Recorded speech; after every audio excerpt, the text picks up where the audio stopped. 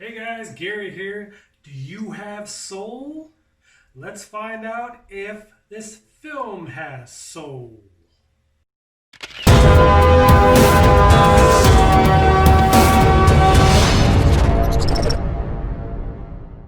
I finally got the nerve to subscribe to Disney Plus. I was afraid at first because I thought to myself, how often am I going to watch just family oriented shows? Then there was the merge with 20th Century Fox and convinced myself that there'll be lots to watch. But from scrolling through it, so far I've only seen The Simpsons and most of the X-Men movies. But I found Pixar's Soul. I've heard of it and seen some marketing footage from it, but when I heard it was about jazz music, I lost a bit of interest because I'm not a fan of jazz. Nothing against it, but it puts me to sleep. But I just love Pixar films. I love their imagination. I love their creativity. I love the little clues they leave behind to connect with their works. They surely take their time because even with some of their films that aren't original, they definitely feel fresh. One of the downsides of a few of their films, I never cared for Cars. Not even the first one. I'm not too sure why, but it came around the time my parents lectured me about learning to fix my own vehicles. Instead of paying a professional, I'd rather pay and leave the frustration for somebody else. Soul is a good time, more so for the adults maybe than the kids, though it's made to appeal for kids.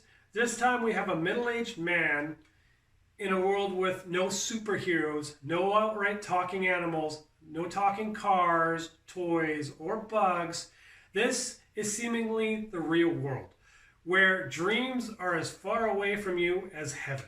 And that's the case for Joe, a middle school music teacher who dreams of becoming a jazz musician and gets his big break at a local jazz club. As morbid as it sounds, I did like the quick and sudden death with Joe. You know it's coming, but you don't see it coming until he wakes up dead. On his way up to the white lights, he refuses to believe he's dead, and he panics and runs down a conveyor stomping on other souls, and Joe is the only one that seems conscious about not wanting to go to the pearly gates. I find that a bit odd, but moving on. While trying to escape, Joe soon finds himself to a place where they help new souls that look like little orbs with arms find their spark before they can fall literally to earth. Joe sets his sights on finding several ways to enter back into his body, and one of them is helping a soul that's being guided by Gandhi, Abraham Lincoln, and Mother Teresa, but neither could help this soul reach Earth. Joe selfishly takes this little soul under his wing, and they set out on an adventure looking for purpose. This film is definitely filled with fun and warm-hearted moments. It's kind of like a more enjoyable and upbeat version of It's a Wonderful Life for kids, and of course it's got a message that attains not just for kids. It's a message that's been expressed in movies before, and that's not about having the dream, but it's about the journey to get there, and that's their purpose.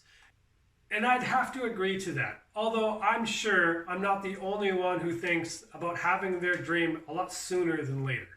I recommend Soul. It's great entertainment. I can't wait to watch it again. And thanks for watching. Please share. If you agree or disagree, put a comment down below me.